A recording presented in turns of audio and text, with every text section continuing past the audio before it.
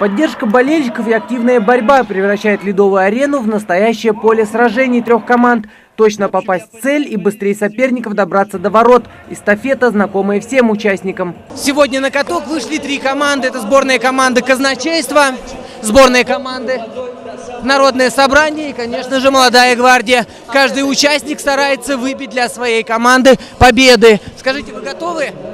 Да, мы готовы победить, но также я желаю удачи всем участникам, но победим мы. Соревнования проводятся в 7 различных этапах. В каждой команде по 6 игроков. Первое задание – разминка. Здесь важна именно скорость. Необходимо быстрее всех добежать до противоположной стороны ледовой арены, обогнуть кеглю и вернуться назад. Быстрее, быстрее, быстрее! Время, победа и только победа, ведь на кону кубок, а побеждает, как известно, сильнейшие. Минута 50 секунд понадобилось команде казначейства, чтобы победа в этом конкурсе осталась за ними. Сегодня у нас появилась возможность поучаствовать в зимних играх, в частности на катке, устроить конкурсы, за что спасибо организаторам, большое спасибо единороссам, которые затащили в это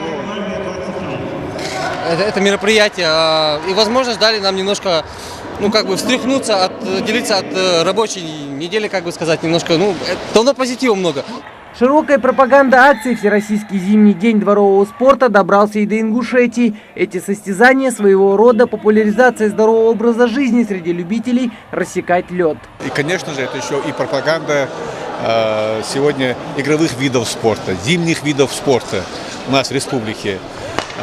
Такие мероприятия должны быть проведены чаще, и думаю, что сегодня большее количество людей заинтересуется именно таким видом спорта. Подобная акция вообще проводится в республике впервые.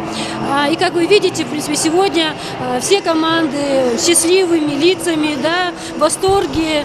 И я думаю, что и дальше в нашей республике другие организации, может быть, тоже подключатся и будут проводить подобные соревнования. Мы даем такой старт.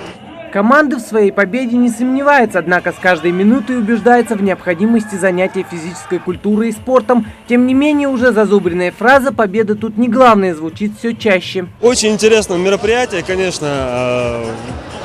Вообще не думал, что такое большое количество молодых людей умеют кататься на коньках так профессионально. Вообще хорошая задумка, конечно. Для нас, конечно, не важна победа, главное участие, как говорится. Но и победа, в принципе, тоже важна. Каждой команде дается пластиковый стаканчик, наполненный водой. Задача пронести бегом стаканчик до этой отметки и вернуться обратно, передав следующему игроку.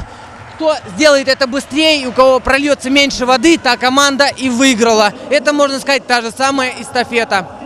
От победы во дворе до победы в жизни – лозунг молодогвардейцев. Такую увлекательную игру в зимний день участники этих соревнований запомнят надолго. Новые знакомства, масса эмоций. Игра очень, в общем-то, понравилась. Было интересно играть, потому что соперничество было хорошее. Если не выиграем, мы не будем печалиться, так что ничего.